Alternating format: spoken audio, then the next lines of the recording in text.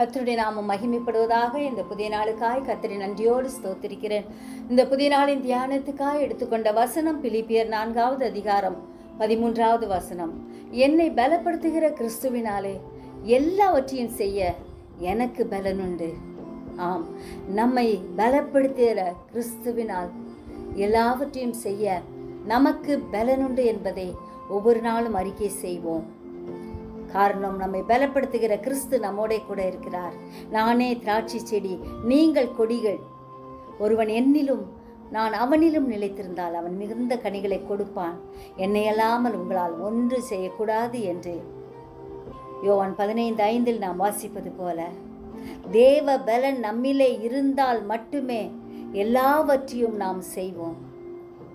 அவருடைய பலன் இல்லை என்றால் நம்மால் ஒன்றும் செய்ய முடியாது என்பதை நாம் உணர்ந்தவர்களாய் கர்த்தருடைய பலத்தை பெற்றுக்கொள்வோம். என் பலனாகிய கர்த்தாவே உம்மில் அன்பு கூறுவேன் என்று தாவீது ராஜாவை போல நாமும் சொல்லுவோம். கர்த்தருடைய அன்பால் இடைகட்டப்படுவோம். அவரே நம்மை பலப்படுத்துகிறவர்.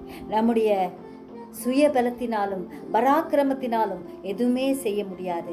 கர்த்தருடைய ஆவியினால் எல்லாவற்றையும் செய்வோம் என்ற நம்பிக்கையோடு முன்னேறுவோம். கர்த்தர் நம்மை ஆசீர்வதிப்பார். ஜெபிப்போமா?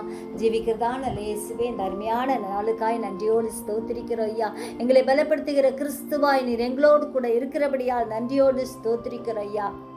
ஆண்டவரே, உம்முடைய பலத்தை பெற்றவர்களாய் சத்துருவின் சேனைக்குள் பாய்வோம் என்ற விசுவாசத்தோடு கூட ஆண்டவரே, நாங்கள் உண்மையே பற்றி கொள்ள கிருபை தாரும்.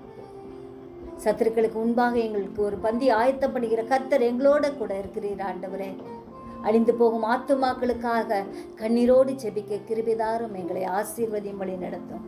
இயேசுவின் மூலம் ஜெபம் கேளும் பிதாவே, ஆமென்.